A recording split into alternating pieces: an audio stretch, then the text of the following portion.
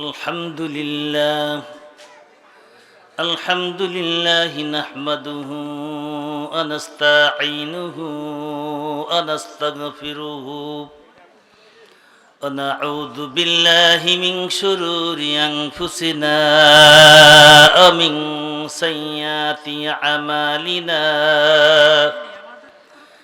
من يهده الله فلا مضل له ومن يضلله فلا هادي له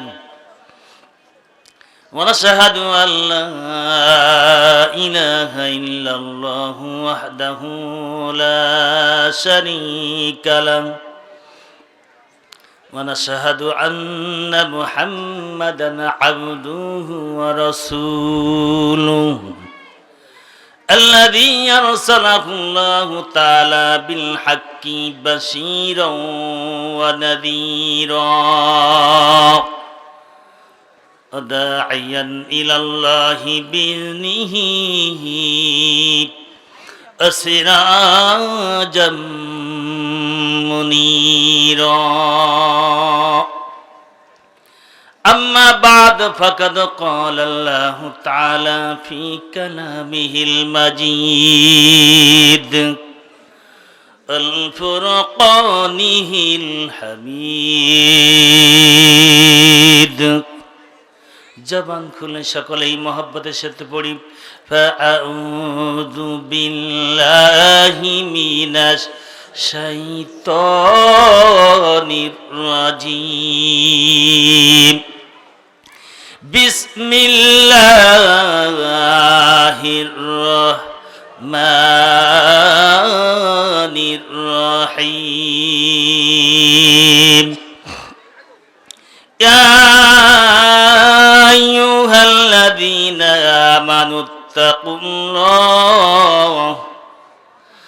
আমানুত্তাকুল্লাহা হাক্কা তুকাতিহি ওয়া লা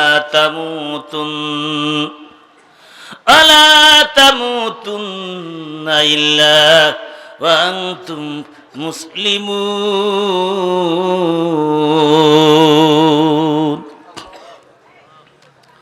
وعن عبد الله بن عمرو رضي الله عنه قال قال رسول الله صلى الله عليه وسلم المسلم من سلم المسلمون من لسانه ويده المهاجر من هجر ما نهى الله عنه رواه البخاري صدق الله العظيم وصدق النبي المرسلين وقال تعالى في شان حبيب إن الله وملائكته يصلون على النبي يا أيها الذين آمنوا صلوا عليه وسلموا تسليما اللهم صل على محمد وعلى آل محمد اللهم بارك على آل محمد كما صليت على إبراهيم وعلى آل إبراهيم إنك حميد مجيد اللهم بارك على محمد وعلى آل محمد كما باركت على إبراهيم وعلى آل إبراهيم إنك حميد مجيد كلمة لا إله إلا الله لا إله إلا الله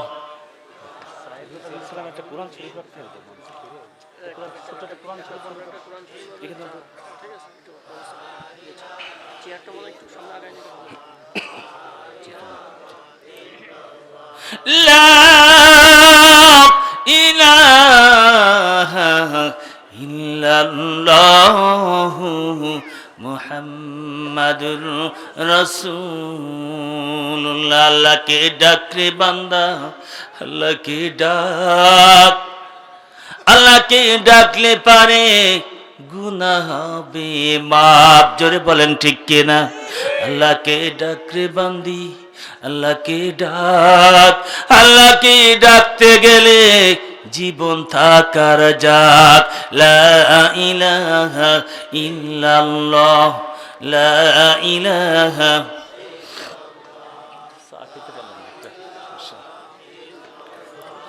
লা ইলাহা ইল্লাল্লাহ মুহাম্মাদুর রাসূলুল্লাহ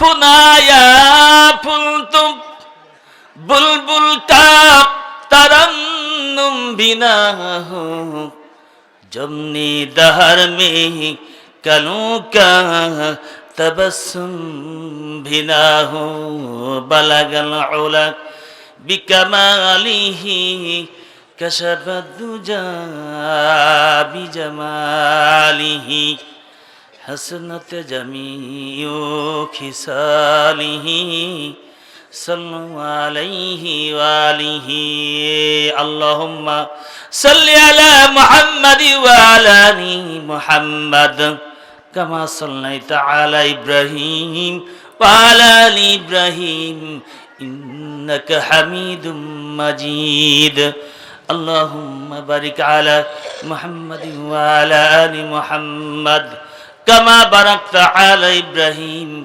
وعلى آل إبراهيم إنك حميد مجيد اللهم آمين ربنا ظلمنا أنفسنا وإن لم تغفر لنا وترحمنا لنكونن من الخاسرين رب العالمين আল্লাহ তাআলা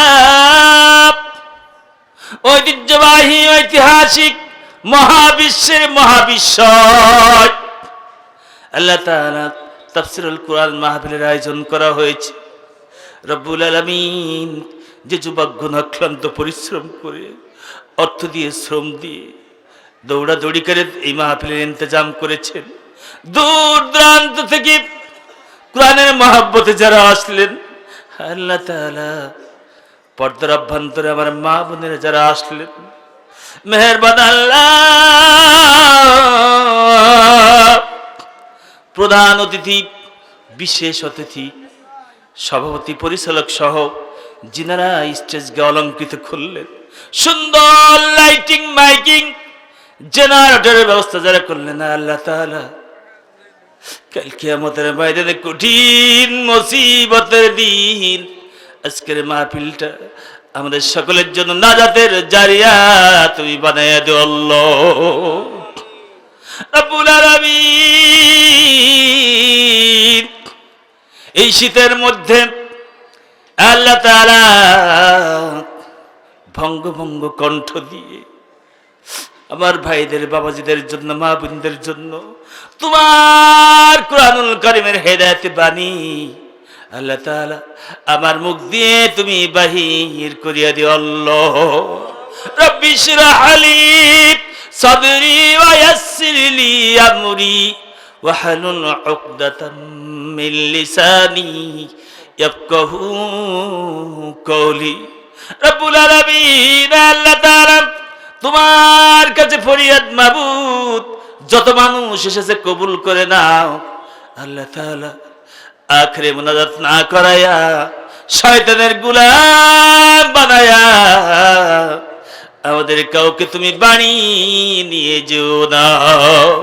সুবহান রাব্বিকা রাব্বিল ইজ্জাতি আম্মা ইয়াসিফুন ওয়া সালামুন আলাল মুরসালিন আলহামদুলিল্লাহি রাব্বিল আলামিন। ওয়াজালাকিন কালামিনা লা ইনদাল মাউত লা ইলাহা ইল্লাল্লাহ মুহাম্মাদুর রাসূলুল্লাহ।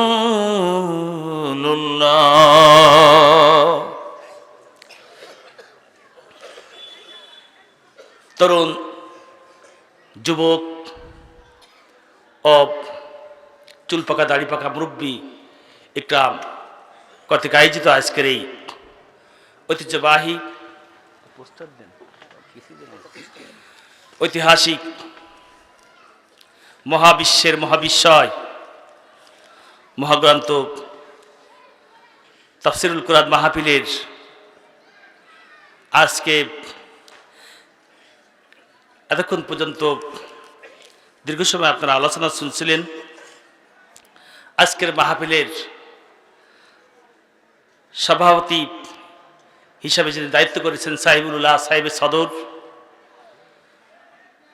বয়োজ্যেষ্ঠ বা বিষ্ট জ্ঞানবিদ্ধ প্রীতি সমতুল্য সর্বজন শ্রদ্ধাভাজন ব্যক্তিত্ব, একজন ইমাম, লিডার, সমস্ত মানুষের লিডার, মহল্লার লিডার, জোরে বলেন ঠিক কিনা, জনাব হযরত মাওলানা মোহাম্মদ আলতাফ হোসেন ভাই। আমি আমার শ্রদ্ধাভাজন ভাইয়ের জন্য প্রাণ খুলে দোয়া করি, আমার ভাইকে রব্বুল আলামিন হায়াত দারাজ করুক। সকালে বলেন আল্লাহুম্মা আমিন। আতাল আল্লাহুম রাহু ওয়া বারাকাল্লাহু ফি হায়াতি। আরেকবার বলেন আল্লাহুম্মা আমিন। বাকি জীবনটা ইসলামের খিদমতে ভাই যেন কাটিয়ে দিতে পারি সেই তৌফিক আল্লাহ ইনায়েত করুন। সকলে বলেন আল্লাহুম্মা আমিন। আজকের মাহফিলে এতক্ষণ পর্যন্ত যুগ উপযোগী তাৎপর্যপূর্ণ আলোচনা উপস্থাপন করেছিলেন জনাব হযরত মাওলানা মোহাম্মদ আলহাজ মাহমুদুল হাসান টুলু ভাই সহ মঞ্চ উপবিষ্ট জাতির সর্বকালে সর্বযুগের সর্বশ্রেষ্ঠ সন্তান, নায়েবে রাসূল, পথহারা পথ ভোলা মানুষের মুক্তির দিশারি হযরত উলামা ইকরাম, আমার সামনে উপবিষ্ট কুরআন পাগল তৌহিদি জনতার এক অংশ, বয়োজ্যেষ্ঠ বা বৃদ্ধ জ্ঞানবিদ্ধ চুল পাকা মুরব্বিকরাম, খালিদ বিন ওয়ালিদের যোগ্য উত্তরসূরি যুবক সম্প্রদায়, স্নেহের কচিকাচা অনুজ, পর্দার অভ্যন্তরে মা ছিয়া, মা খাদিজা, মা ফাতিমার উত্তরসূরি মা ও বোনেরা, দেশ মাতৃকার স্বাধীনতা সার্বভৌমত্ব রক্ষার অতন্ত্র প্রহরী, বাংলাদেশ পুলিশ বাহিনীর সদস্যবিন্দু ও গোয়েন্দা বিভাগের ইন্টেলিজেন্স ব্রাঞ্চের সদস্যবিন্দু সহ জাতির জাগ্রত বিবেক, সাংবাদিক বন্ধুবর, সবাইকে আমি পুনরায় আবার আমার প্রাণঢাল অভিনন্দন ও অনন্ত শান্তির বাণী জানাই। সালাম, আসসালামু আলাইকুম ওয়া রাহমাতুল্লাহি ওয়া বারাকাতুহু। হাজার কোটি শুকরিয়া আদায় করি সে মহান তাবারক তাআলার, যে তাবারক তাআলা আমাদেরকে অনেক সুস্থ রেখেছেন। জোরে বলেন ঠিক কিনা। সারা পৃথিবীতে মর্মার কান্না, প্রায় 23 লক্ষ মানুষ এই মহামারী করোনায় তারা কি হয়েছে, আল্লাহর ডাকে সাড়া দিয়েছে। জোরে বলেন ঠিক কিনা।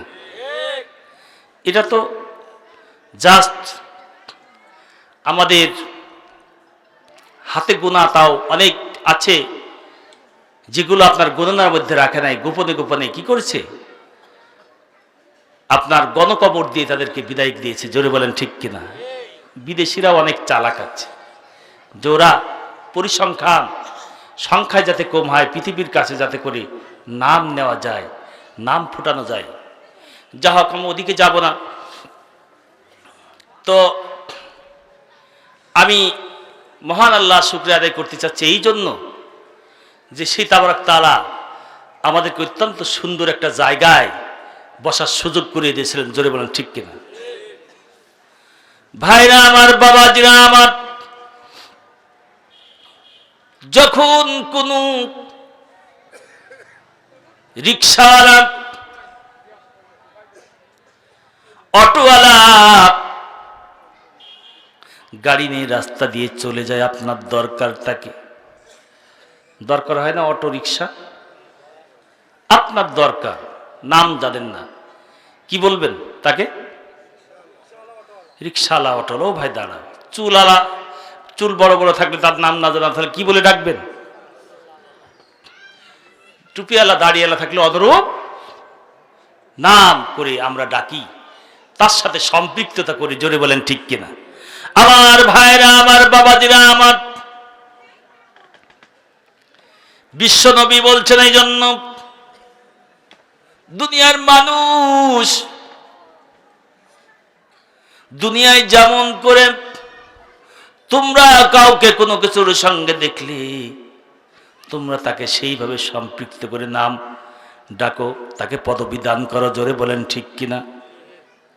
একটু মোহাব্বতের জিকির দি লা ইলাহা ইল্লাল্লাহ, লা ইলাহা ইল্লাল্লাহ, লা ইলাহা ইল্লাল্লাহ, মুহাম্মাদুর রাসূলুল্লাহ, লা ইলাহা ইল্লাল্লাহ।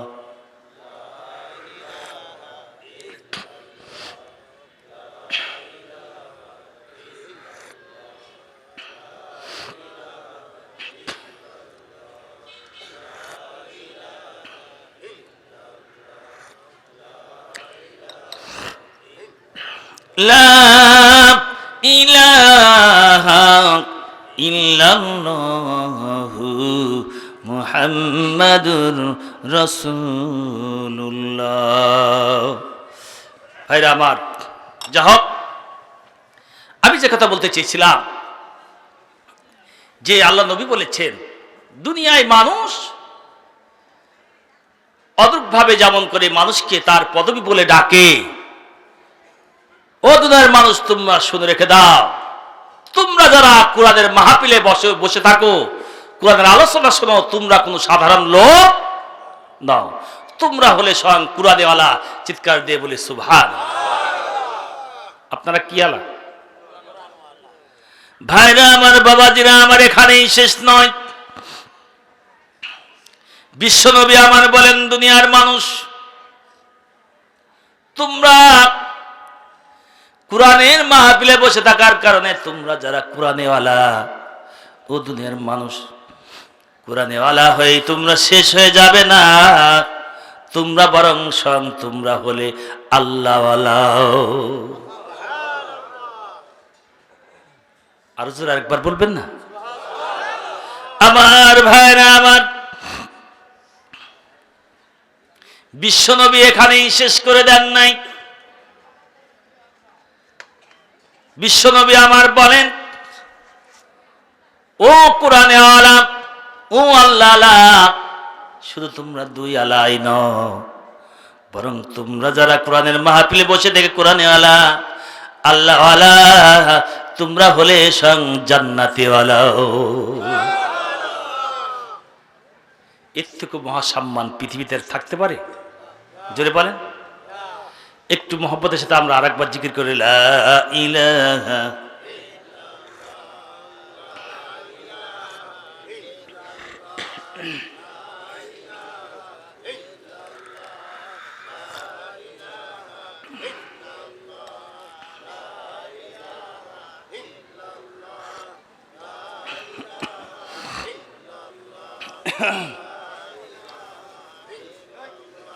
লা ইলাহা ইল্লাল্লাহু মুহাম্মাদুর রাসূলুল্লাহ। চোখ দিয়ে চোখ দেখতে তুমি প্রভু, চোখ দিয়ে চোখ দেখতে তুমি, শুনতে দিলে কান, নাকি দিয়েছ শ্বাস নিতে আর নিতে মধুর ঘ্রাণ। জোরে বলেন ঠিক কিনা? প্রভু নাকি দিয়েছ শ্বাস নিতে আর নিতে মধুর ঘ্রাণ। তোমার দয়ায় ফুরান মায়ায় ফুরান, তোমার দয়ায় ফুরান মায়ায় ফুরান, লা ইলাহা ইল্লাল্লাহ।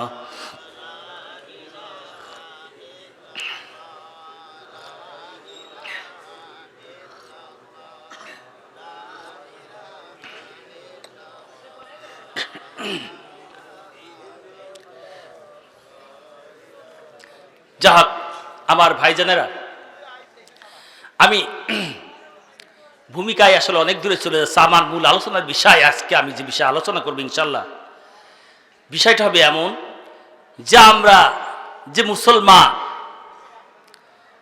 এ সম্পর্কে আল্লাহর সন্দেহ আছে। জোরে বলেন ঠিক কিনা? যার জন্য সূরা আল ইমরানের 102 নম্বর আয়াত তেলাওয়াত করেছি 4 পারার, তাই কিনা? 3 নম্বর সূরা। তো আমি ইনশাআল্লাহ এখানে বুঝাবো যে খলিফা ওমর ফারুকের সময় একজন যুবক মুসলমান, কি বলেন, মুসলমান আসলে কেমন হওয়া দরকার, এই যুবক সঠিক মুসলমানের পরিচয় দিয়েছিল বলেই একটা মানুষ খুন করার কারণে তার ফাঁসি হয়ে গিয়েছিল, কিন্তু আল্লাহ তাকে মুক্তিদান করেছিলেন, সত্য পথে ছিলেন বলে মুসলমানকে সে, মুসলমানের যে পথ, মুসলমানের যে সম্মান, সেটা সে বজায় রেখেছিল বলে চিৎকার দিয়ে বলে সুবহানাল্লাহ। শুনতে রাজি আছেন তো আপনারা? শুনতে রাজি আছেন তো? ফাঁসি হয়ে গেছিল, কিন্তু পরবর্তীতে তাকে মাফ করে দেওয়া হলো, চিৎকার দিয়ে বলে সুবহানাল্লাহ। যা হোক, তাহলে আমরা কি কুরআনওয়ালা, আল্লাহওয়ালা, জান্নাতওয়ালা, এর থেকে বড় পাওয়ার আর পৃথিবীতে কিছু আছে? হতে পারে? একটু আসতে বলেন। যা হোক, সম্মানিত উপস্থিতি, আমরা আল্লাহ শুকরিয়া আদায় করব প্রাণ খুলে, কারণ সে আল্লাহ শুকরিয়া পাওয়ার উপযুক্ত। জোরে বলেন ঠিক কিনা? শুকরিয়া পাওয়ার উপযুক্ত একমাত্র কে? প্রশংসার একমাত্র দাবিদার কে? কেউ যেটা পারে না পারে কে? কেউ যেটা দেয় না দেয় কে? কেউ যেটা খাওয়ায় না খাওয়ায় কে? চিৎকার দিয়ে বলি সুবহানাল্লাহ। খলিফা হারুন আর রশিদ, উনি একদিন সবার সাথে বসে আছেন, সবার সাথে বসে আছেন, তো লোকজন সামনে বসে আছে, আলোচনা করছেন। আলোচনা করতে করতে পানি পিপাসা লাগে কি লাগে না? আমি যেমন দীর্ঘ পথ রান করে আসছি, একটু চা খাচ্ছি, আপনারা কষ্ট পাচ্ছেন না তো? কারণ খাওয়া দাওয়া করেই বলছে ভাই মঞ্চে যেতে হবে, রেডি হয়ে তাড়াতাড়ি একটু খাওয়া দাওয়া করেছি, যা খুব তাড়াহুড়ার মাঝে সবকিছু হয়ে গেছে, একটু গলা ভিজানোর সুযোগ হয়নি। পানি, আমি আবার ভাত খাওয়ার সাথে সাথে পানি খাই না, খাবার খাওয়ার সাথে সাথে সহজে পানি খাই না। তো যা হোক, খলিফা হারুন আর রশিদ তার পানি পিপাসা লেগেছে, সভাসদ বর্গ বসে আছে, তো বলতেছে এক গ্লাস পানি নিয়ে আসো। এই কথা বলার পর খলিফার কর্মচারী পানি নিয়ে আসলো। পানি নিয়ে আসার পর খলিফা পানি পান করতে যাবেন আল্লাহর নাম নিয়ে। পানি যেই পান করতে যাবেন, ঠিক এমন মুহূর্তে একটা আল্লাহওয়ালা লোক, সভাসদের মধ্যে একটা আল্লাহওয়ালা লোক আছে, হুজুর দাঁড়ান, বিয়াদপি মাফ করবে। হুজুর পানি খাবেন না, আপনি পানি খাওয়ার জন্য হাতে তুলেছেন ঠিক আছে, কিন্তু পানি আপনি খেতে পারবেন না। তার আগে আবার একটা প্রশ্নের উত্তর দেওয়া লাগবে। কি দেওয়া লাগবে? প্রশ্নের উত্তর দেওয়া লাগবে। তো বলতেছে কি উত্তর দেব বলো? তো বলতেছে হুজুর, যে মনে করেন আপনার বিশাল পানি পিপাসা লেগেছে, এত বেশি পানি পিপাসা লেগেছে যে আপনার পানির খুবই দরকার, এক গ্লাস পানির। কোথাও আপনি পানি পাচ্ছেন না, কোথাও পানি পাওয়া যায় না। ও খলিফা আমিরুল মুমিনিন, আপনার কাছে আমার প্রশ্ন, আপনার কাছে আমার জিজ্ঞাসা। ও খলিফা, জানায় দিন, বলে দিন, এক গ্লাস পানি আপনার দরকার, পানি কোথাও নাই, জীবন বাঁচানোর দরকার। জোরে বলেন ঠিক কিনা? তো বলতেছে হুজুর, আপনি এই ক্ষেত্রে এক গ্লাস পানি পেতে কতটুকু সম্পদ আপনি খরচ করতে রাজি আছেন? আমিরুল মুমিনিন খলিফাতুল মুসলিমিন বললেন, বলছো কি তুমি? প্রয়োজনে আমি আমার রাজ প্রাসাদ, স্থাবর অস্থাবর যা কিছু আছে সব দিয়ে দেব, তবু আমার জীবন বাঁচানোর জন্য এক গ্লাস পানি আমার আগে চাই। চিৎকার দিয়ে বলি সুবহানাল্লাহ। আল্লাহু আকবার বলেন। আমার ভাইরা, খলিফাকে বলা হলো, ওই দরবেশ আল্লাহওয়ালা লোক খলিফাকে বললেন, ও খলিফা, পানি পান করেন, পানি পান করেন, এখন আর কোনো বাধা আমার নাই। আমিরুল মুমিনিন পানি পান করলেন। পানি পান করা হয়ে গেল, আবার ওই লোকটা বললেন, হুজুর বেয়াদবি মাফ করবেন গো হুজুর, আর একটা প্রশ্ন কি আপনাকে আমি করতে পারি? আমিরুল মুমিনিন খলিফাতুল মুসলিমিন বললেন, হা হা হা, কেন পারো না, কেন পারো না, অবশ্যই পারো। তো বলতেছে, হুজুর গো, মনে করেন যে ওই পানি পান করতে গিয়া, ওই পানি পান করতে গিয়া পানির কি অংশ পান করেছেন, হঠাৎ করে আপনার বুকে বেঁধে গেছে। পানি বেঁধে মানুষ মারা যায় কি যায় না? জোরে বলেন, যায় না? ভালো মানুষ দেখলাম, আরে লোকটার সাথে কথা বললাম, কালকে একসাথে কাজ গেলাম, আমরা বলি কিনা? সুস্থ মানুষ। কার খেলা? সাধ্য আছে কারুর বাঁচার? নমরুদ বাঁচতে পেরেছে? ফেরাউন বাঁচতে পেরেছে? বাচ্চা সাবধান। কোথায় তার বাহাদুরি? কোথায় তার বীরত্বতা? কোথায় আদ জাতির বীরত্বতা? কোথায় সামুদ জাতির বীরত্বতা? জোরে বলেন ঠিক কিনা? আমার আল্লাহ পাক রব্বুল আলামিন বলেন, ফাম্মা সামুদ ফাউহলিকু বিত্তাগিয়া। দুনিয়ার মানুষ সামুদ জাতি বেশি বাড়াবাড়ি করেছিল, বেশি বাড়াবাড়ি করেছিল, এই জন্য এক বিকাট শব্দ দ্বারা আমি আল্লাহ সামুদ জাতিকে ধ্বংস করে দিলাম। আল্লাহ আকবার বলেন। আমার আল্লাহ এরপরে বলছেন, আম্মা আদুম ফাউহলিকু বিরিহিন সারসারিন আতিয়া। দুনিয়ার মানুষ শিক্ষা লাভ করো, তোমরা শিক্ষা লাভ করো, আমি আল্লাহ কিনা পারি। আদ জাতি এত বাহাদুরি ছিল, এত বীরত্ব প্রকাশ করেছিল, ওই আদ জাতিকে আমি আল্লাহ নিপাত করেছি প্রবল ঝঞ্ঝা বায়ু দ্বারা। আল্লাহু আকবার। আল্লাহর নীলা খেলা বুঝা বড় তাই। জোরে বলেন ঠিক কিনা? এটাই বাস্তবতা। যা হোক, তো খলিফাকে বলা হলো, খলিফা, যদি আপনার পানি বেড়ে যায়, আপনাকে এখন এই পানি ছড়ানোর জন্য আপনি কতটুকু সম্পদ খরচ করতে রাজি আছেন? না হলে আপনি মারা যাবেন, তাই কিনা? সবাই চেষ্টা করে বাঁচার জন্য। আমরা চেষ্টা করি কিনা? আমরা সবাই চেষ্টা করি বাঁচার জন্য, সম্মানিত হাজিরিন। যা হোক, তো শেষ পর্যায়ে খলিফা বললেন, আমি তোমাকে যেমন বললাম, আগের প্রশ্নের উত্তর দিলাম, ঠিক এ বেলায়ও আমার একই উত্তর। আমার সব কিছু দিয়ে দেব, বিনিময় আমি বাঁচতে চাই। সবকিছুর বিনিময়ে চিৎকার দিয়ে বলি সুবহান। তাহলে বোঝা যায় আল্লাহর এক গ্লাস পানি নিয়ামত কত বড় মহামূল্যবান। আমার আল্লাহ পাক রব্বুল আলামিন বলেন, ওয়া ইন তাউদ্দু নি'মাতাল্লাহি লা তুহসুহা।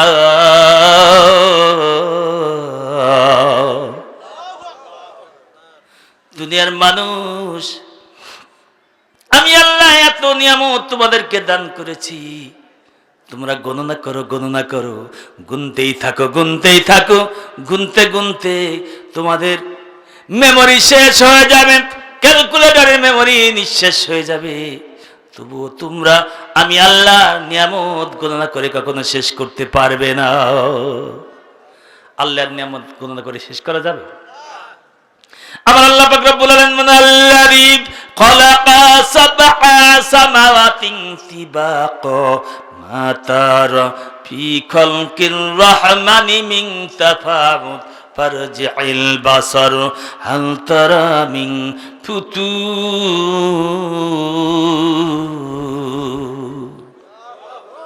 স্রষ্টা তিনি, সপ্ত আকাশ রচিলেন থরে থরে, কোন ত্রুটি হেরবে না তার পূর্ণ সৃজন পরে। সাহা তুমি তার সৃষ্টি পানে দেখো কিছু ভুল চুক, ফেরাও তোমার নয়ন খানি, ফিরাও তোমার মুখ।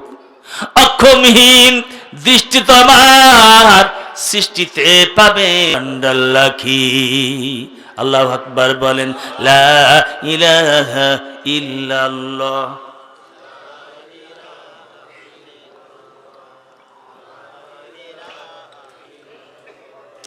লা ইলাহা ইল্লাল্লাহু মুহাম্মাদুর রাসূলুল্লাহ।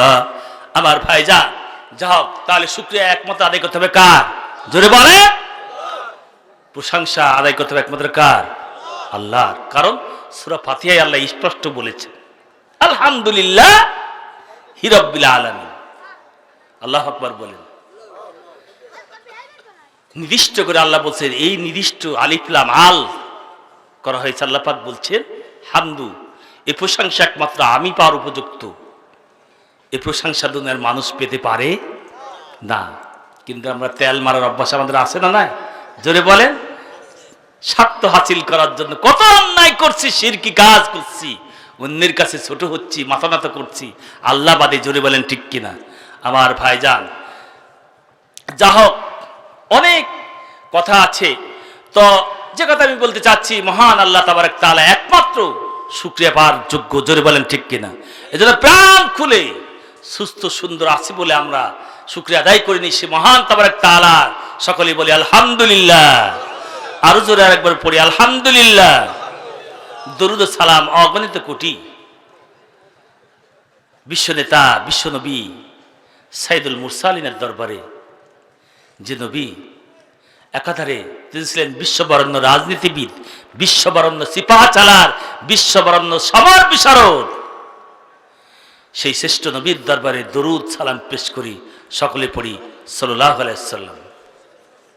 আমার ভাইজান, আমরা আবার একটু মহব্বতের সাথে একটু জিকির দিই, লা ইলাহা ইল্লাল্লাহ, লা ইলাহা ইল্লাল্লাহ, লা ইলাহা ইল্লাল্লাহ মুহাম্মাদুর রাসূলুল্লাহ।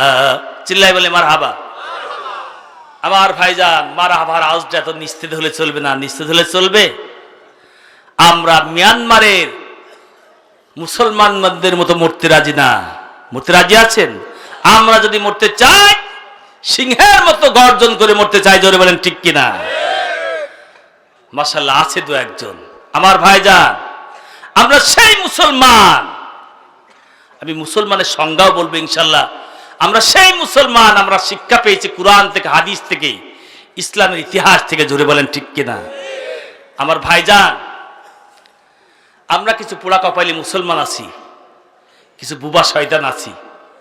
এই এলাকার কথা বলছি না আমি, আমাদের এলাকার কথা বলছি। যা হোক, বিভিন্ন জায়গায় আমরা দেখি। তাই আমরা যখন বাইরে যাই, চাঁপাইনবাবগঞ্জ বলে অন্য জায়গায় গেলে আমরা তখন আমাদের এই এলাকার কথা বলি। জোরে বলেন ঠিক কিনা? এটা আমাদের একটা অভ্যাস হয়ে গেছে। কি করা আছে তো আমাদের দেশেই। জোরে বলেন ঠিক কিনা? যা হোক, কিছু বুবা শয়তান আছি আমরা, যারা আমরা মুসলমান, এই কথাটা আমরা চিৎকার করে বলতে বড় লজ্জা পাই। জোরে বলেন ঠিক কিনা? অথচ ইহুদি বিশ্ব, খ্রিস্টান বিশ্ব, বৌদ্ধ বিশ্ব, তারা সারা দুনিয়াব্যাপী চিৎকার করে বলে বেড়ায় আমরা ইহুদি, আমরা খ্রিস্টান, আমরা বৌদ্ধ। জোরে বলেন নাউজুবিল্লাহ। বড়ই দুঃখের বিষয়, বড়ই পরিতাপের বিষয়, আমরা সেটা বলতে পারি না। আমার ভাইজান, আমার মা জানেরা, আমার খালি তাই নয়, আমরা কেন আল্লাহর নাম নিতে চাই? ইতিহাস খুলুন, কুরআন খুলুন, হাদিস খুলুন, স্বর্ণাক্ষরে লেখা আছে যে নামের জন্য, যে আল্লাহর আইন এই জমিনে প্রতিষ্ঠার জন্য আমাদের নবী, বিশ্ব নবী সাইদুল মুরসালিন তায়েফের ময়দানে তার বুকের তাজা রক্ত অকাতরে বিলিয়ে দিয়েছিলেন। জোরে বলেন ঠিক কিনা? এখানেই শেষ নয়। যে নামের জন্য, যে আল্লাহর আইন এই জমিনে প্রতিষ্ঠা করবার জন্য আমাদের নবী, বিশ্ব নবী, আখির জামানের পয়গম্বর উহুদের ময়দানে তার দন্দন মোবারক শহীদ করে দিয়েছিলেন। জোরে বলেন ঠিক কিনা? এখানেই শেষ নয় মুসলমান, যে নামের জন্য, যে আল্লাহর আইন এই জমিনে প্রতিষ্ঠার জন্য আমাদের নবী, বিশ্ব নবী সাইদুল মুরসালিন রাহমাতুল লিল আলামিন সাইদুল কওমাইন বিশ্ব নবী আমার শিহাবে আবু তলেবের গুহায় 2.5 বছর নির্মম জেল কেটেছিলেন। জোরে বলেন ঠিক কিনা? যদি তাই হয় তাহলে আমরা সেই নবীর উম্মত, একথা আমরা দাবি করি। জোরে বলেন ঠিক কিনা? যদি ঠিক হয়ে থাকে তাহলে আজকে আমরা এই মাহফিল থেকে উদাত্ত কণ্ঠে ঘোষণা করতে চাই, আমরা বলতে চাই, শুধু মাগুরা ডিস্ট্রিক্ট নয়, শুধু খুলনা বিভাগ নয়, শুধু বাংলাদেশ নয়, সমগ্র বিশ্বকে আমরা বলতে চাই, এমনকি ওই মিয়ানমারের কুত্তা বার্মা যারা মুসলমানদের নির্মম ভাবে হত্যা করেছে, জোরে বলেন ঠিক কিনা, নিজ ভূমি বাসস্থান থেকে মাতৃভূমি ত্যাগ করে ছাড়িয়েছে, কত বড় কষ্টের কথা, কত আরামে আছে আমরা, তাদেরকে আমরা জানাতে চাই যে সেই নামের জন্য, সে আল্লাহর আইন এই জমিনে প্রতিষ্ঠা করবার জন্য আমাদেরকে যদি সেই নবী রাসূলের মতো করে বুকের বিন্দু বিন্দু তাজা রক্ত বাংলার ওই জমিনে দেওয়ার আগে আমরা মুসলমানরা তাতেও প্রস্তুত। জোরে বলেন ঠিক কিনা? এখানেই শেষ নয়, সে নামের জন্য, সে আল্লাহর আইন এই জমিনে প্রতিষ্ঠা করবার জন্য আমাদেরকে যদি ওই নবী রাসূলদের মতো করে হাত দেওয়া লাগে, আমাদেরকে যদি ওই নবী রাসূলদের মতো করে পা দেওয়া লাগে, আমাদেরকে যদি ওই নবী রাসূলদের মতো করে চোখ দেওয়া লাগে, আমাদেরকে যদি ওই নবী রাসূলদের মতো করে কান দেওয়া লাগে, আমাদেরকে যদি ওই নবী রাসূলদের মতো করে নাক দেওয়া লাগে, আমাদেরকে যদি ওই নবী রাসূলদের মতো করে দাঁত দেওয়া লাগে, আমরা মুসলিম তাতেও প্রস্তুত। ঠিক কিনা? এখানে শেষ নয়, সে নামের জন্য, সে আল্লাহর আইন এই জমিনে প্রতিষ্ঠা করবার জন্য আমাদেরকে যদি নবী রাসূলদের মতো করে জেল খাটতে হয়, আমাদেরকে যদি সাহাবী আজমাইনদের মতো শুলে কাষ্ঠে ঝুলিয়ে জীবন বরবাদ করা লাগে, আমাদেরকে যদি গোটা বিশ্বের আলেম ওলামা তথা বাংলাদেশের আলেম ওলামার মতো ফাঁসির মঞ্চে ঝুলে শাহাদাতের নাজরানা পেশ করা লাগে, আমরা মুসলিম তাতেও প্রস্তুত। জোরে বলেন ঠিক কিনা?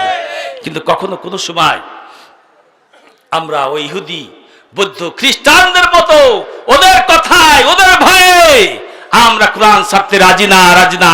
কে কে রাজি না? দুহাত তুলে আল্লাহকে দেখা। লিল্লাহে তাকবীর, লিল্লাহে তাকবীর।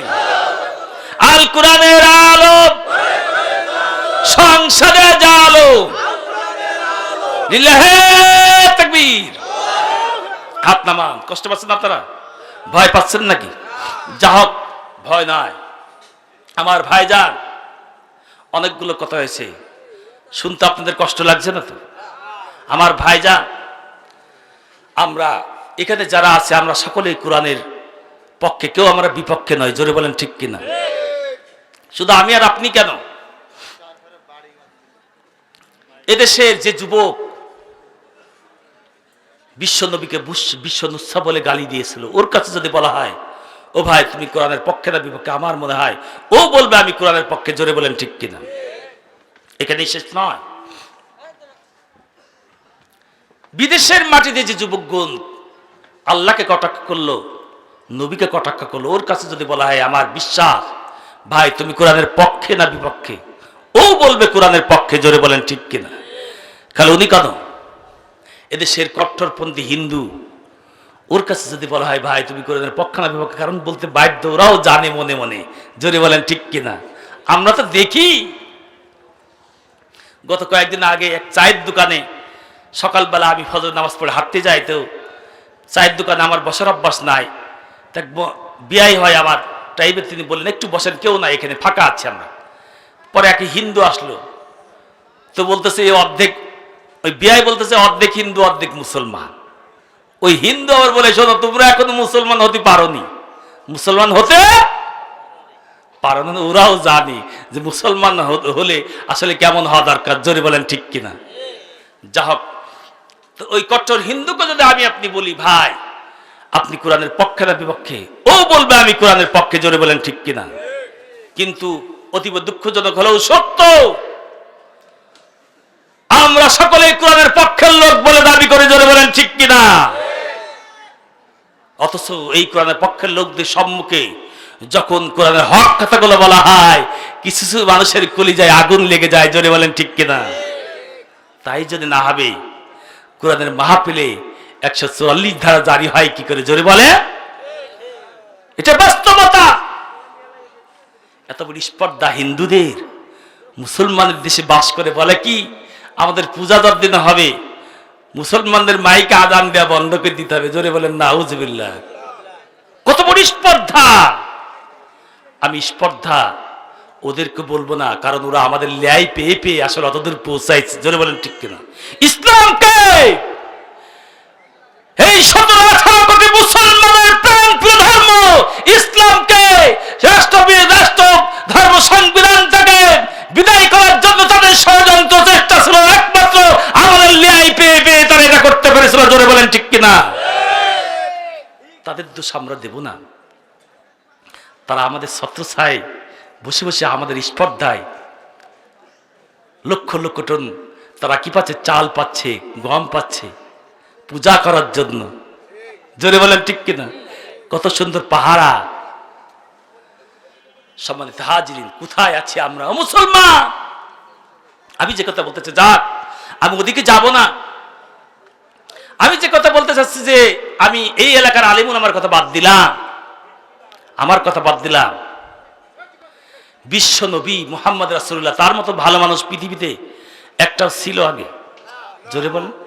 পৃথিবীতে আসবে তার মতন শ্রেষ্ঠ মানুষ, সেই নবীর মতো মানুষ। তিনি যখন কোরআনের দাওয়াত দিচ্ছিলেন, আবু জেহেল, উতবা, সাইবা, মুগিরা তারা নবীকে সহ্য করতে পারলো না, কোরআনকে সহ্য করতে পারে নি, বরং নবীর বিরুদ্ধে তারা অশালীন কথা ছড়িয়ে দিল। আমরা একটু জিকির করি, লা ইলাহা ইল্লাল্লাহ। কেউ নাই নাকি? লা ইলাহা ইল্লাল্লাহ মুহাম্মাদুর রাসূলুল্লাহ। লা ইলাহা ইল্লাল্লাহ, লা ইলাহা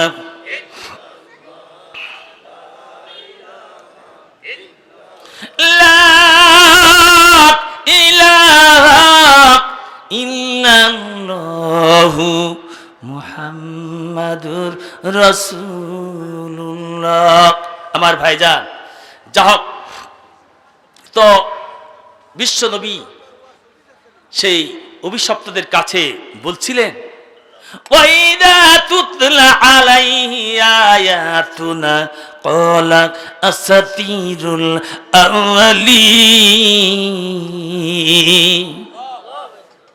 বিশ্ব নবী যখন এই কথা বললেন তাদেরকে, তারা বলল ভাতিজা মোহাম্মদ মন গড়া কাহিনী বলছে, ভাতিজা মোহাম্মদ বানানো কথা বলছে, ভাতিজা মোহাম্মদ সে মিষ্টি মিষ্টি কথা বলছে, ভাতিজা মোহাম্মদ সুবিধাজনক কথা বলে বলে জনগণকে তার পথে নিয়ে নেতৃত্ব প্রতিষ্ঠার একমাত্র পায়তার করছে, জোরে বলেন নাউজুবিল্লাহ। আমার ভাইজান, যা হোক, আমি বেশি দূর আগাবো না এইদিকে। তো এইভাবে করে তারা এরকম অশালীন কথা ছড়িয়ে দিচ্ছিল বিশ্ব নবীর বিরুদ্ধে, জোরে বলেন ঠিক কিনা। আর এই কারণে তারা অভিশপ্ত জাতি আবু জেহেল, উতবা, সাইবা, মুগিরায় পরিণত হয়েছিল। আজও এক শ্রেণীর মুসলমান আছে নামে, যারা হুজুরা কোরআনের হক কথা বললে ওরা বলে কি হুজুরা রাজনীতি করে, জোরে বলেন ঠিক কিনা। বাস্তব সত্য কথা বলছে, এই কোরআনের আয়াত কোনো আছে না নাই, জোরে বলে। আমার ভাইজান, কাজে আমি বলতে চাই, কোরআনের আলোচনা যারা ভালো লাগে না সে কখনো মুমিন হতে পারে না। কোরআনের মাহফিলে যারা বাধা প্রদান করে তারা কখনো মুমিন হতে পারে না। কোরআনের মাহফিল থেকে যে উঠে ফাইটে দৌড় মারে সে কখনো মুমিন হতে পারে? জোরে বলে, সে পারে না। আমার নবী যখন এই কথা বলার পরে বিশ্ব নবী আমার বড় কষ্ট পেলেন, মনে দুঃখ, চোখে পানি। বিশ্ব নবীকে কষ্ট দিয়ে বলল, যখন এরূপ ভাবে আমার আল্লাহ দেখলেন আমার হাবিবের চোখে পানি, মনে দুঃখ, আমার বললেন, আল্লাহ বললেন, ও নবী তুমি চিন্তা করো না, দুঃখ করো না। ও নবী তুমি শুনে রাখো, তোমার চোখের পানি মুছে ফেলো। যারা তোমার কোরআনের মাহফিল বন্ধ করতে চায়, যারা তোমার কোরআন নিয়ে উল্টা পাল্টা কথা বলে, কোরআনের মাহফিল থেকে যারা উঠে ফাইটে দৌড় মারে, ওরা কারা শোনো? ওরা হলো তারা, স্বয়ং আমি কোরআনুল কারীম থেকে বলছি, আমার আল্লাহ পাক বলেন, উতুল্লিম বাদা জালিকা সানি, তারা হলো এই সমাজের অবৈধ জারদ সন্তান। কথা আমি বললাম না, কে বললো? তাহলে রাগ করলে আপনি আল্লাহর উপর করেন, আমার উপর করার দরকার আছে?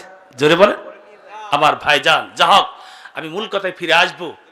তো এই জারজ আবার দুই প্রকার, আলিম যারা আছে বুঝবেন, হাকিকতার মাঝে যাক যাক। এজন্য আমি বলতে চাই যে কোরআনের মাহফিল থেকে যারা উঠে ফাইটি দৌড় মারে তারা কখনো মুমিন হতে পারে না। কোরআনের মাহফিলে যারা বাধা প্রদান করে তারা মুমিন হতে পারে না।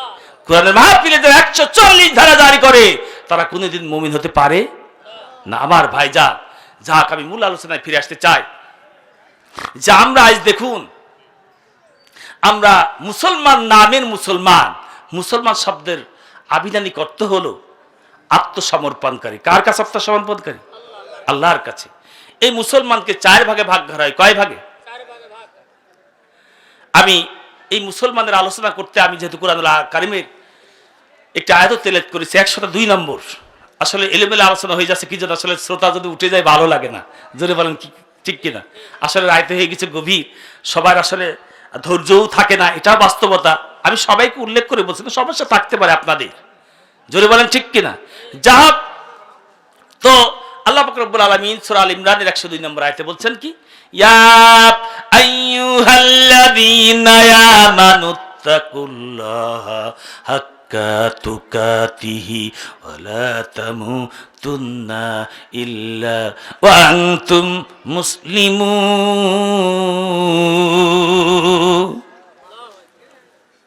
চিল্লায় বলেন আল্লাহু আকবার।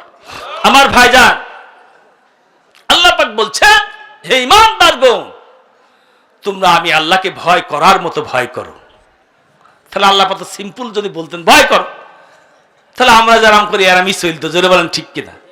কিন্তু আল্লাহ বলছেন ভয় করার মতো করো। আর খবরদার মুসলমান না হয়ে তোমরা মৃত্যুবরণ করো না। যা হোক, আরো কথা আছে, হাদিসের ব্যাখ্যা দিকে আমি গেলাম না, যাকে আলোচনা এদিকে আমি সংক্ষিপ্ত করতে চাচ্ছি। তো যে কথা আমি বলতে চাচ্ছি, মুসলমানকে 4 ভাগে ভাগ করা হয়েছে। কয় ভাগে? এক হচ্ছে আবিধানিকগত মুসলমান, অভিধানগত দিক থেকে আমরা সবাই আত্মসমর্পণকারী, নামের আত্মসমর্পণকারী আল্লাহর কাছে। জোরে বলেন ঠিক কিনা? 2 হলো জন্মগত বা বংশগত মুসলমান। জোরে বলেন ঠিক কিনা? তাই যদি না হবে, বিশ্ব নবীর কত সাধারণ এই নামাজ। জোরে বলেন ঠিক কিনা?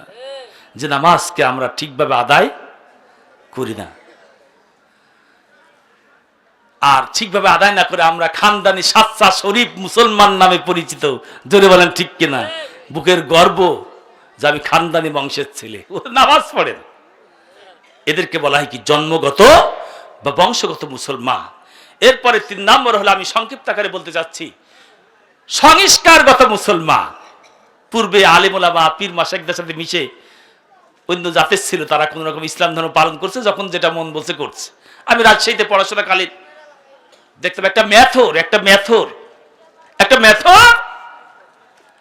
এই মেথর করেছে কি শোনেন, এই মেথডটা এই বিশ্ববিদ্যালয় মেথরগিরি করে, মানে বাথরুম টাথরুম গুলো পরিষ্কার করে, এর কাজ এটা, তাই কিনা? মেথরের কাজ কি আমরা তো জানি। আমার ভাই জানেন, আমার এই মেথড যখন কাজ করে, কাজ করতে করতে ওখানকার একটা গরিব মানুষের মেয়ের সঙ্গে মুসলমান সম্পর্ক হয়ে গেছে। মেথড তো অন্য জাতের। মেথড কি জাতের? মুসলমান। যাক, ওকে বিয়ে করে ফেলেছে, এখন বাধ্য এলাকার লোক দৈরি বেঁধে দিয়ে দিচ্ছে, বাধ্য।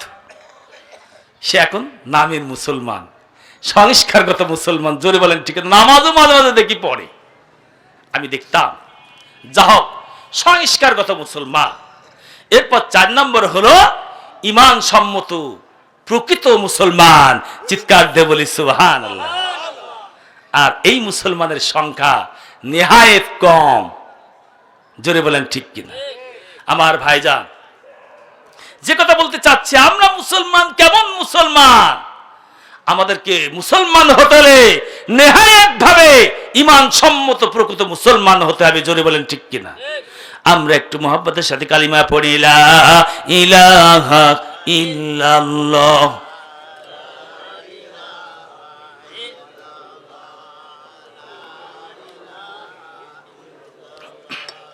লা ইলাহা ইল্লাল্লাহু মুহাম্মাদুর রাসূলুল্লাহ।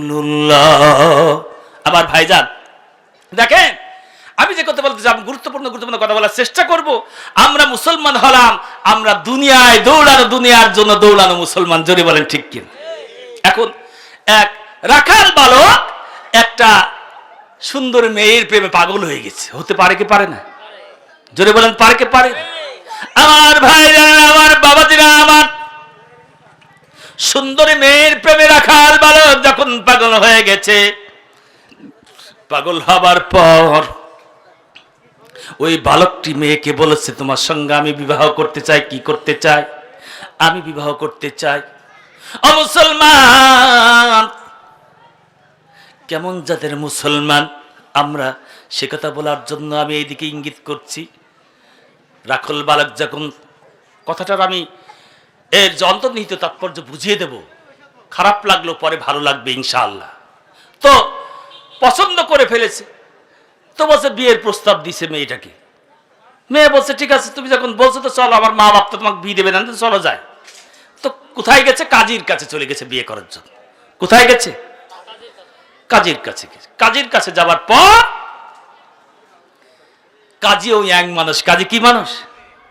কাজী ওই এক মানুষ। ভাইরা আমার, বাবাজিরা আমার, কাজী যখন ইয়াং মানুষ, কাজী ইয়াং মানুষ হওয়ার কারণে কাজীও পাগল হয়ে গেছে। বলছে ও তো রাখাল বালক, ও তো রাখাল বালক। কাজী ওই রাখাল তোমার কিছুই কিনে দিতে পারবে না, অন্য আনতে পান্তা ফ্রাই। জোরে বলেন ঠিক কিনা? তুমি আমার সঙ্গে বিবাহ করো। তো রাখাল বলছে, তুমি কি ইয়ার কি পাইনিস? আমি বিকতে নিয়ে তোমার কাছে, বাঘের ভাতে উঠলাম গাছে, ভূত বলে তোকে। আমার ভাইরা আমার, এরপরে কেস করবে বলে যায়, চলে যায় থানায়, মাগুরায় থানায় চলে যায়। থানায় যাওয়ার পর থানার দারোগা আবার ইয়াং মানুষ। কি মানুষ? থানার দারোগা ইয়াং মানুষ। ভাইরা আবার, বাবাজিরা আবার, থানার দারোগা বলতেছে, ও রাখালো তোমার উপযুক্ত নয়, ও কাজীও তোমার উপযুক্ত নয়, আমি হলাম সরকারি পুলিশ। জোরে বলেন ঠিক কিনা? মেয়েটা পড়ে গেছে বড় বিপদে। মেয়েটা পড়ে গেছে কি বিপদে না? আমি এই ঘটনাটা কেন বলছি দেখেন, শেষ পর্যায়ে মেয়েটি বলছে, কাজ করো, তোমরা আমার পেছনে দৌড়াও, আমি তোমাদের সামনে দৌড়াবো, তোমরা পেছনে দৌড়াও। দৌড়াতে দৌড়াতে যে ধরতে পারবা সেই আমার সঙ্গে উপযুক্ত। জোরে বলেন ঠিক কিনা? শেষ পর্যন্ত যায় পড়ে গেছে, হুড়ুম খেয়ে শেষ হয়ে গেছে। সবাই চিৎকার দিয়ে বলে সুবহান। ওই মেয়ে হলো দুনিয়া। ওই মেয়েকে দুনিয়া। আর ওই যে কাজী, দারোগা, রাখাল, ওরা হলো আমরা সাধারণ মানুষ। জোরে বলেন ঠিক কিনা? আমরা যারাই দুনিয়ায় আসি, তারাই ওদের মতো করে পাগল হয়ে যায় দুনিয়ার প্রতি। জোরে বলেন ঠিক কিনা? আমার আল্লাহ পাক রব্বুল আলামিন এই জন্য বলেন, আল্লাহুক মুত্তাকাসুর হাত্তা যুরতুমুল মাকাবির। দুনিয়ার মানুষ, দুনিয়ার প্রতিযোগিতায় তোমরা এমন লিপ্ত হয়ে গেছো, শুধু তোমরা চাওয়ার চাও, চাওয়ার চাও, চা ছাড়া তোমরা কিছুই বোঝো না। জোরে বলেন ঠিক কিনা? চাইতে চাইতে বুঝতেও পারবা না, টেরও পাবে না, হঠাৎ করে তোমাদেরকে কবরের সাথে সাক্ষাৎ করতে হবে। জোরে বলেন ঠিক কিনা? যা হোক আমার ভাইজানেরা, যে কথা বলতে চাচ্ছি, আমরা মুসলমান, আমরা হলাম এই কোয়ালিটির মুসলমান। জোরে বলেন ঠিক কিনা? হালাল হারাম না না নিয়া কত টাকা করছো কামাই, এত টাকা রাখবা কোথায়, কাফনের তো পকেট নাই। জোরে বলেন ঠিক কিনা? হালাল হারাম আমরা মানি। মুসলমান এমন মানুষ, আমরা হালাল হারাম, হাদিসেও এসেছে, আল্লাহ রাসূল বলছেন এমন একটা জামানা আসবে মানুষ কামাই রোজগারের ক্ষেত্রে হালাল হারাম তোয়াক্কা করবে। এক মা তার ছেলেকে বলছে, কয়জন মা হয় এমন? বলছে, বাবা তুই তো চাকরিতে যাচ্ছি, যা। দেখেন হালাল হারামের উদাহরণ কত সুন্দর করে মা সন্তানকে দিচ্ছে। এমন মা কয়জনের ঘরে হয়? মা সন্তানকে বলে, বাবা চাকরিতে যাচ্ছ, যাও। ও বাবা তোমার কাছে আমার জিজ্ঞাসা, ও বাবা বলো তো তুমি হালাল? আপনারাও বলেন হালাল, ভাইরা বলেন হালাল। কয়েকবার হালাল বলেছে ছেলেটা। কয়েকবার হালাল বলার পর সবাই হালাল বলে, এমনকি তার মাও বলে বাবা হালাল তো বললে, হালাল বলতে কি তোমার মুখ বন্ধ হয়েছে? আপনাদের মুখ বন্ধ হয়েছে হালাল বলতে কি? জোরে বলে। মুখ বন্ধ হয় নাই। আমার ভাইজানেরা, আমার মুখ বন্ধ হয় নাই। মা বলতেছে, বাবা শুনে রেখে দাও, হালাল শব্দ দ্বারা আমার আল্লাহ বুঝিয়েছেন, হালাল শব্দ দ্বারা আমার আল্লাহ তোমাদেরকে বুঝিয়েছেন কত সুন্দর করে। হালাল বলতে গিয়া তোমাদের মুখ বন্ধ হয় না, এর দ্বারা আমার আল্লাহ বুঝিয়েছেন তুমি যদি হালাল রুজি উপার্জন করো, হালাল খাও, হালাল পড়ো, এই দুনিয়ায় তোমার জন্য তোমার মুখ যেমন করে খোলা থেকে যাই হালাল কথা বলতে গিয়া, অদ্রুপ ভাবে তোমার জন্য আল্লাহর রহমতের দরজা এই দুনিয়ায় খোলা থাকবে, পরকালও তোমার জন্য খোলা থাকবে। চিৎকার দিয়ে বলি সুবহানাল্লাহ। এবার বলেন হারাম। জোরে বলেন হারাম। আবার বলেন হারাম। মা বলছে হারাম, বলছে বা এবার তো ব্যতিক্রম হচ্ছে, এবার তো আমার মুখ বন্ধ হয়ে যায়। তো মা বলতেছে, বাবা হারাম দ্বারা আমার আল্লাহ বুঝিয়েছেন, হারাম রুজি যদি তুমি উপার্জন করো, তুমি যদি হারাম খাও, হারাম পড়ো, তোমার জন্য হারাম বলতে গিয়ে যেমন তোমার মুখ বন্ধ হয়ে যায়, তদ্রূপ ভাবে আল্লাহর রহমতের দরজা এই দুনিয়ায় তোমার জন্য বন্ধ হবে, পরকালেও তোমার জন্য বন্ধ হয়ে যাবে। চিৎকার দিয়ে বলি সুবহানাল্লাহ। একটু মহব্বতে জিকির দিলা ইলাহা ইল্লাল্লাহ, লা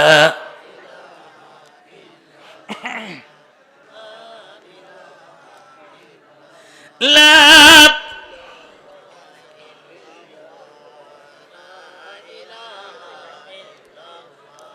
লা ইলাহা ইল্লাল্লাহু মুহাম্মাদুর রাসূলুল্লাহ। আমার ভাইজান কষ্ট হচ্ছে, যে অবস্থা আমি যে কথা বলতে চেয়েছিলাম শেষ পর্যন্ত আমি খলিফা ওমরের সময়কার সেই ঘটনাটা বলতে চাচ্ছি। খলিফা ওমরের সময় একটা বিচার আসছে, দুজন লোক একটা যুবক ছেলেকে ধরে বান্ধি টাইনি হিস্ট্রি নিয়ে আসছে, সাধারণভাবে নিয়ে আসছে না। নিয়ে আসলে টাইনি হিস্ট্রি যখন নিয়ে আসছে তো খলিফা অবাক হয়ে গেছে, ব্যাপারটা কি? ও আসতে চায় না, কি এমন অপরাধ করে দিচ্ছে যে টাইনি হিস্ট্রি নিয়ে আসছো? ভাই চার ব্যবস্থা করেন তো। তো শেষ পর্যায়ে টাইনি হিস্ট্রি যখন নিয়ে আসছে, খলিফা বললেন ব্যাপারটা কি, হয়েছেটা কি? জোর করে নিয়ে আসছে। যারা নিয়ে আসছে ওরাও মুসলমান, আবার যাকে নিয়ে আসছে ও মুসলমান। মুসলমানের বিচার মুসলমানের কাছে, মুসলমানের অভিযোগ। তো শেষ পর্যায়ে খলিফা বললেন ব্যাপারটা কি? তো ওই দুইজন লোক বলতেছে, হুজুর এই ছেলেটি, এই যুবক ছেলেটি আমার পিতাকে হত্যা করে ফেলেছে। কি করে ফেলেছে? হত্যা করে ফেলেছে। তো বলতেছে যে কিভাবে হত্যা করলে? তো বলতেছে জানেন না, আমার তাজা বাপকে মাইরি ফেলিস। আমরা বলিনি? আমরা বলিনি কি? বলি কি না? আমরা অবশ্যই বলি বারবার যে এই কথাটা আমাদের আঞ্চলিক কথা, দাদা বাপকে কি করিছে? খুন করে ফেলিস। এরপরে ভাইরা আমার, আমিরুল মুমিনিন বললেন, ও ছেলে বিষয়টা কি বলো দেখি। আমিদান ফাজাজাউহু জাহান্নামা খালিদান ফিহা, যে ব্যক্তি স্বেচ্ছায় কোন মুমিনকে হত্যা করবে তার জন্য আল্লাহ জাহান্নামের কঠিন শাস্তির ব্যবস্থা করেছেন। আর সেটা হবে তার জন্য কি? স্থায়ী ঠিকানা, স্থায়ী জায়গা। চিৎকার দিয়ে বলি নাউজুবিল্লাহ। এই হত্যাকাণ্ড আমাদের দেশে চালু আছে না নাই? অন্যায়ভাবে সারা পৃথিবীতে চালু আছে। কারণ জোর যায় মুল্লুক তার, মাইট ইজ রাইট, এটাই বাস্তবতা। ক্ষমতা আছে, আমি মনে করছি জীবনে আর এই ক্ষমতা আমি কখনো ছাড়বো না। এই ক্ষমতা থেকে আমাকে কেউ আর ছাড়াতে পারবে না। তো খলিফা এই কথা যখন বললেন যে বিষয়টা কি, তো ছেলেটি বলল, হুজুর দেখেন আমি ইচ্ছা করে ওকে মারি নাই। কিভাবে মেরেছ? তো বলতেছে আমার বাড়ি অনেক দূরে, আমি একটা উট নিয়ে এলাকায় এসেছি একটা কাজের জন্য। তা আমি যুবক মানুষ, বিয়ে শাদী এখনো হয় নাই, আমি যুবক মানুষ, আমি এই এলাকায় একটা কাজের জন্য এসেছি। তা আমার উটটা, আমি অন্য মানুষ হওয়ার কারণে আমার উটটা ছেড়ে গেছে। কি হয়েছে? উটটা ছেড়ে গেছে, চলে গেছে, আর খুঁজে পায় না। না পেলে খুঁজতে খুঁজতে গিয়ে শেষ পর্যায়ে যে লোক মারা গেছে ওই লোকের বাগানের মধ্যে আমার উটটা আমি দেখতে পেলাম। দেখতে পাওয়ার পর শেষ পর্যন্ত আমার উটটিকে আমি দেখতে পেয়ে খুব ভালো লাগলো। কিন্তু পরক্ষণে দেখলাম ওই লোকটা যে মারা গেল, ওই লোকটা একটা বড় পাথর দিয়ে আমার উটটাকে এমন ভাবে আঘাত করলো, লাগলো তো লাগ, আমার উটের চোখে এসে লাগলো। চিৎকার দিয়ে বলি নাউজুবিল্লাহ। কোন প্রাণীকে আঘাত করতে আল্লাহ রাসূল নিষেধ করেছেন বিনা কারণে, প্রাণীর গায়ে দাগ দিতে নিষেধ করেছেন। আমরা অনেকে এমন দাগ দিয়ে অক্ষর লিখে দিই, জোরে বলেন ঠিক কিনা? কষ্ট দেওয়া যাবে, প্রাণীর মুখে মারা যাবে না। আমরা প্রাণী, মানুষ মারতেই ভয় পায় না। আমার ভাই জানেরা, আমার বাবা জানেরা, আমার শেষ পর্যন্ত বলতেছে হুজুর আমি ইচ্ছাকৃতভাবে মারতে চাই নাই। আমার উটটাকে যখন মারলো, উটটাকে মারার পর আমি বড় কষ্ট পেলাম, মনে বড় আঘাত লাগলো। কারণ আমার পোষা প্রাণী, যারা কুকুর পোষে, বিড়াল পোষে, যদি আসলে আঘাত পায় কষ্ট লাগে। জোরে বলেন ঠিক কিনা? কষ্ট লাগে না? যারা বুঝেন সহজে এই কাজগুলো করে না। তো শেষ পর্যন্ত ছেলেটি বলছে যে ও যে আমার উটের গায়ে চোখে পাথর দিয়ে মারলো, তা আমি ভাবলাম একটা ছোট পাথর দূর গায়ে মারবো, ওকে শিক্ষা দেব। কি দেব? হালকা একটু লাগবে, কাইটি যাবে, কষ্ট পাবে, ঝামেলা মিটে গেল, আমি শিক্ষা দেব, এটাই আমার উদ্দেশ্য। তো শেষ পর্যন্ত আমি ওকে একটা পাথর যখন মারলাম, মারার পর আমি কি জানছি ও এমন চিৎপটাং হয়ে পড়লো, জদমর মতো বিদায় নিয়ে চলে গেল। জোরে বলেন নাউজুবিল্লাহ। আমার ভাইরা, আমার বাবাজিরা, আমার শেষ পর্যন্ত ছেলেটি বলল হুজুর আমি ইচ্ছা করে মারি নাই, আমার তো কোনো ইচ্ছা ছিল না, কি করবো, আমার অনিচ্ছা। এখন আপনি বিচারে যেটা রায় হয় সেটাই করেন। খলিফা বললেন তো ছোট মানুষ, হতে ইচ্ছা করে মারিনি, ও ছেলেরা তোমার বাবাকে মারিনি, তোমরা ওকে ক্ষমা করে দাও। কি করে দাও? ক্ষমা করে দাও। এই কথা বলার পর খলিফা বললেন ক্ষমা করে দাও, কিন্তু ওরা বলছে না হুজুর আমার পিতাকে হত্যা করেছে, আমাদের পিতাকে, আর আপনি বলছেন ক্ষমা করার কথা, এটা কখনো সম্ভব না। আমার ভাই জানেরা, আমার বাবা জানেরা, আমার শেষ পর্যন্ত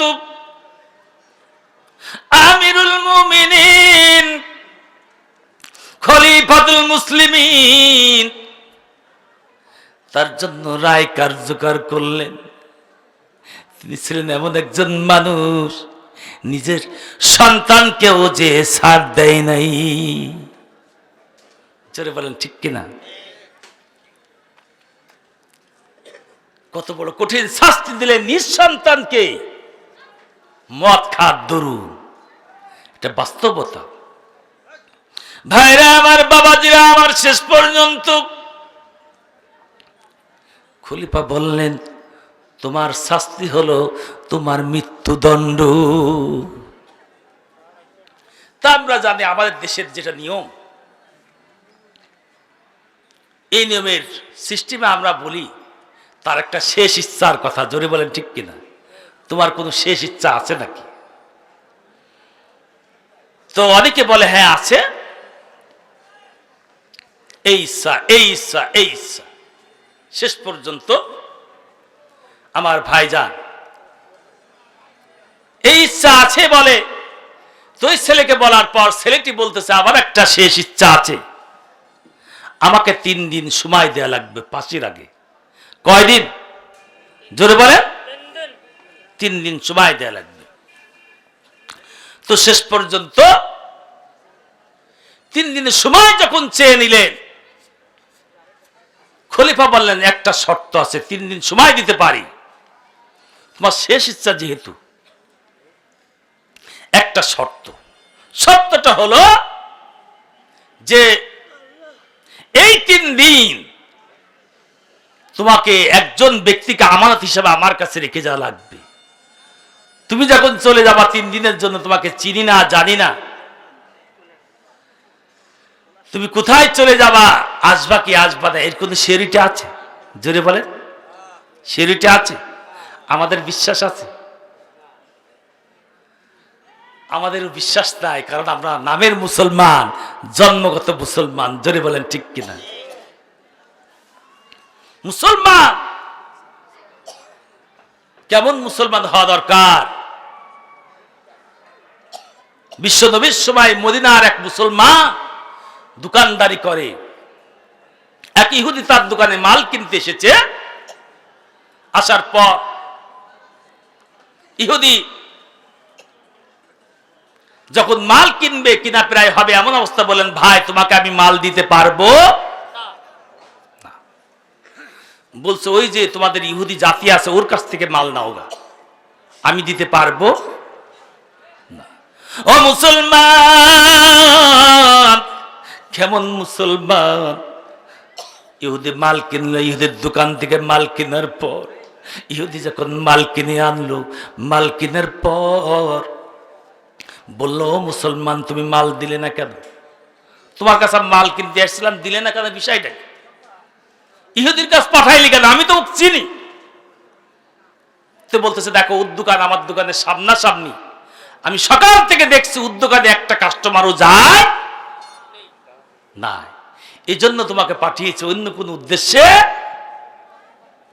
আমরা হলে ম্যাডাম কাজ করতে পারতাম। জোরে বলেন কেমন মুসলমান আমরা! জাত নিয়ে আমি চিন্তা করলে দেখতে পাই, বড় বড় শিক্ষিত জাতি আমাদের বিভিন্ন টিভি চ্যানেলে টক শোতে বসে কে বসে না? শাহরিয়ার কবির, সে যে দল করে করুক, আমার কিছু আসে যায় না। মুসলমান সন্তান মুসলমানের ঘরে জন্মগ্রহণ করে নাস্তিকবাদী কথা বললে আমরা তাকে ছাড় দেব? জোরে বলেন দেব না।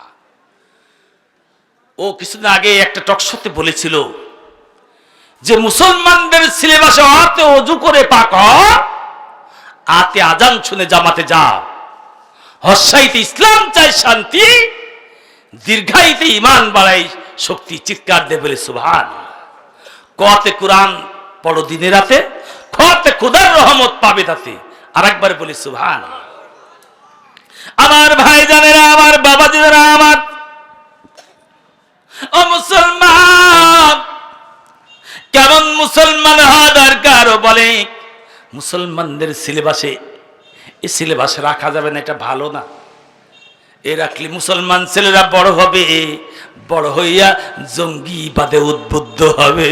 জোরে বলেন নাউজুবিল্লাহ। ইসলামী সিলেবাস মুসলমান সন্তানরা গ্রহণ করলে, পড়লে তারা জঙ্গিবাদ হয়ে যাবে। কত বড় নিকৃষ্টতার কথা আমার ভাইজানেরা। মুসলমান কেমন হওয়া দরকার? ও মুসলমান, খাব্বাবের দিকে তাকায় দাও। হযরত খাব্বাব রাদিয়াল্লাহু তাআলা আনহু ইসলাম ধর্ম গ্রহণ করার কারণে আমার খাব্বাব উম্মে আম্মারের কৃতদাস ছিলেন। খাব্বারকে বলা হলো, খাব্বাব ইসলাম ছাড়বি কিনা বল। ও খাব্বাব ইসলাম ছাড়বি কিনা বল। বল না না না, জীবন চলে যায় যাক, তবু ইসলাম ছাড়বো না। চিৎকার দিয়ে বলি সুবহান। আমার ভাইজানেরা, আমার বাবাজিরা, আমার হযরত খাব্বাব রাদিয়াল্লাহু তাআলা আনহুকে কয়লা জ্বালানো হলো। ও মুসলমান, আরামের ধর্মই আমরা পালন করি, টের পাই না। খাব্বাবকে কি করা হলো? কয়লা জ্বালানো হলো। জ্বলন্ত কয়লার উপর খাব্বাবকে শোয়ানো হলো। হযরত খাব্বাবকে শোয়ানোর পরে জ্বলন্ত কয়লার উপরে তাকে তার বুকে পা দিয়ে চেপে ধরা হলো, যাতে করে সে নড়তে না পারে। মুসলমান কেমন মুসলমান আমরা। হযরত খাব্বাবের পিঠের ওই চাপে তার আগুনগুলো তার শরীরে ঢুকে পড়লো, পিঠের মধ্যে খাবলা খাবলা হয়ে গেল। নাম্বারের লোকেরা বলল, খাব্বাব ইসলাম ছাড়বি কিনা বল, ইসলাম ছাড়বি কিনা বল। খাব্বাব বলে, এইভাবে মারতে মারতে আমাকে যদি তোমরা শেষ করেও দাও, তবু আমি ইসলাম থেকে এক পা বিচ্যুত হব না। চিৎকার দিয়ে বলে সুবহানাল্লাহ। যখন ইসলামের প্রচার প্রকাশ্যে শুরু হলো, হযরত খাব্বাবের পিঠে কি বড় বড় গর্ত গর্ত। চিৎকার দিয়ে বলে সুবহান। বেলাল রাদিয়াল্লাহু তাআলা আনহু ইসলাম গ্রহণের ঘটনার দিকে লক্ষ্য করুন। হযরত বেলাল ইসলাম কবুল করার কারণে উমার বিন খালফের কি ধারণা ছিল? বেলাল, হযরত বেলালকে বলা হলো, বিলাল ইসলাম ছাড়বি কিনা বল। হযরত বেলালকে উত্তপ্ত বালির উপর শোয়ানো হলো।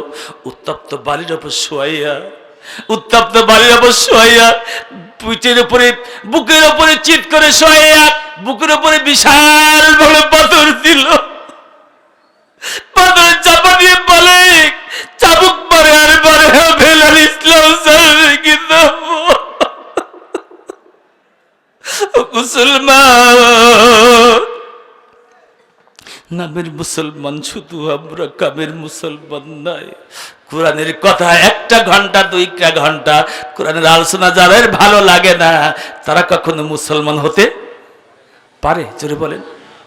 ও মুসলমান, হযরত বেলাল কি হাতে পায়ে দড়ি বেঁধে টেনে নিয়ে বলা হয়, এক প্রান্ত থেকে আর এক প্রান্ত, আরেক প্রান্ত থেকে আর এক প্রান্ত। বেলাল বল, এখন ইসলাম ছাড়বি কিনা বল। হযরত বেলাল আকাশের দিকে তাকাইয়া তাকাইয়া বলে, আহাদ আহাদ আহাদ। আরেকবার বলি আল্লাহু আকবার। আমার ভাই বোনেরা, আমার হযরত ইয়াসিরের ইসলাম গ্রহণের ঘটনা শুনলেন, সীমার হৃদয় প্রকম্পন সয়ে সয়ে যায়, আল্লাহ শুরু হয়ে যায়। হযরত ইয়াসির ইসলাম গ্রহণ করার কারণে তাকে বলার, ইয়াসির ইসলাম ছাড়বি কিনা বল। দুইটা উটকে তার দুই পায়ে বাঁধা হলো, দুইটা উটকে দুই পায়ে বাঁধা হলো।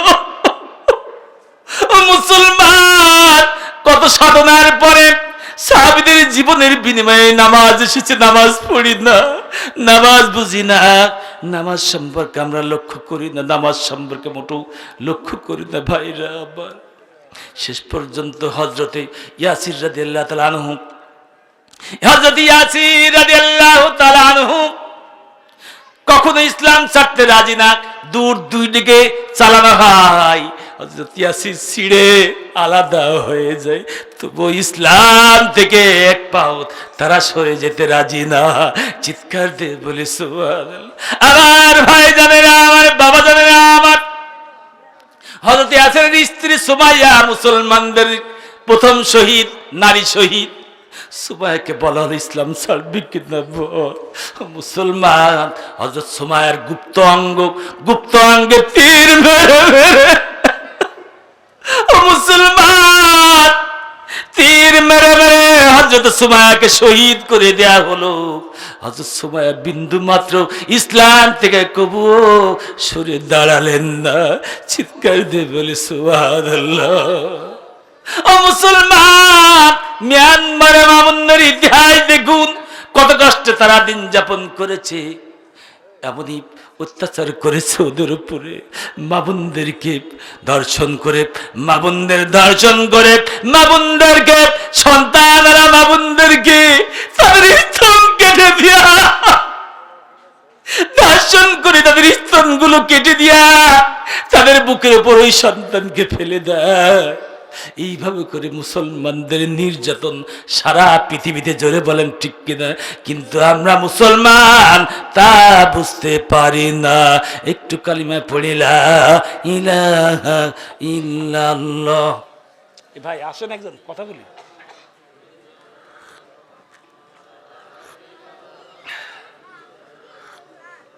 লা ইলাহা ইল্লাল্লাহু মুহাম্মাদুর রাসূলুল্লাহ। যাক, আমি আলোচনা করব না, দীর্ঘ সময় হয়ে গেছে, আপনাদের কষ্ট হচ্ছে, দীর্ঘ রাত হয়ে গেছে। যাক, সবই বুঝছি, আমি পূর্বে শুনেছি যে বিষয়। যাক, মুসলমান, প্রকৃত মুসলমান হতে হলে আমাদেরকে কি করতে হবে? সাহাবীদের মতন প্রস্তুত হতে হবে। জোরে বলেন ঠিক কিনা? আল্লাহ রাসূলদের মতো প্রস্তুত হতে হবে। জোরে বলেন ঠিক কিনা? আমার ভাইজান, আমি আপনাদেরকে দুটি খবর দিতে চাই। কয়টি খবর? দুটি খবর দিতে চাই। একটি হলো দুখবর, একটি কি খবর? দুঃখের খবর দিতে চাই। আরেকটি হলো সুখবর। চিৎকার দিয়ে বলে সুবহানাল্লাহ। দুখবর এই জন্য বলতেছি, সারা পৃথিবীতে আমরা যদি মুসলমানদের দিকে তাকিয়ে দেখতে পাই, মুসলমানরা পরম নির্যাতনের শিকার। জোরে বলেন ঠিক কিনা? আমরা সেক্ষেত্রে জামাই আদরে বসবাস করছি বাংলাদেশের বুকে। জোরে বলেন ঠিক কিনা? আমার ভাইজানেরা, যাহা আমরা দেখতে পাচ্ছি মুসলমানদেরকে মারা হচ্ছে একের পর এক। যত মারতেছে ইসলামের বিজয় পতাকা ওড়ানোর জন্য, ইসলামের পক্ষের বীর মুজাহিদরা, বদর যুদ্ধের সৈনিকরা আবার গর্জে উঠতেছে। জোরে বলেন ঠিক কিনা? ইয়ামামার যুদ্ধের সৈনিকরা, ইয়ারমুক যুদ্ধের সৈনিকরা, উহুদ যুদ্ধের সৈনিকরা আবার গর্জে উঠতেছে। ইসলামের বিজয় পতাকা তারা উড়াতে চায়, ইসলামের পক্ষে তারা ইসলামকে বিজয় করতে চায়। চিৎকার দিয়ে বলে সুবহানাল্লাহ। আমরা কি রাজি আছি তাদের সাথে একত্রতা ঘোষণা করে আমরা ইসলামকে বিজয় করতে চাই? কে কে রাজি আছি? দু হাত তুলে আল্লাহকে দেখান। লিল্লাহি তাকবীর। হাত নামান। রাত হয়ে গেছে। যাহোক, এইভাবে করে আমি যে কথা বলতে চাচ্ছি, আজকে সারা পৃথিবীর দিকে যদি তাকিয়ে দেখতে পাই, মুসলমান কি করছে? একের পর এক মার খেয়ে জীবন দিচ্ছে। আমরা ভয় পাচ্ছি, মনে করছে মুসলমানদের মাইরি শেষ করে দেওয়া হচ্ছে। আসলে বিষয়টা এরকম না। মুসলমানদেরকে মারছে, শেষ হয়ে যাচ্ছে না, ভুল কথা। এটা দুঃখের খবর আমাদের জন্য। সুখবর হলো, আপনি বাবরি মসজিদ যারা ভেঙেছিল তাদের ইতিহাস দেখেন। আমি ভারতের আরমুগান নামে একটা পত্রিকা, 2005 সালের ঘটনা। এই আরমুগান পত্রিকা বলা হয় নব মুসলিমদের কথা। এই আরমুগান পত্রিকায় নব মুসলিম যারা হয়, নতুন মুসলমান, যারা নতুন মুসলমান, এদের ভাষ্যকার নেওয়া হয়।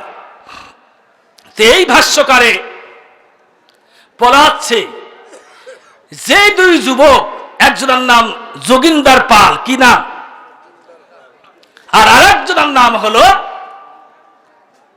বলবার সিং, এই দুজন আমের আর ওমর নাম ধারণ করেছে। বাবরি মসজিদ ভাঙতে গিয়া এমন শিক্ষা আল্লাহ দিয়েছে, শেষে ইসলাম ধর্ম গ্রহণ করেছে। জোরে বলেন সুবহান। বলা হচ্ছে ভারতের বুকে তারা একজন আমের যে নাম, সে 13টা মসজিদ পুরাতন দিয়ে, যাদের কিছু কাজ হয়েছে অল্প, নতুন দিয়ে কিছু কাজ পূর্ব থেকে আছে, ভাঙাচোরা আছে, এইগুলো কমপ্লিট করে সব মিলে 13টা মসজিদ ভারতের বুকে সে প্রতিষ্ঠিত করেছে 2005 সাল পর্যন্ত। চিৎকার দিয়ে বলি সুবহান।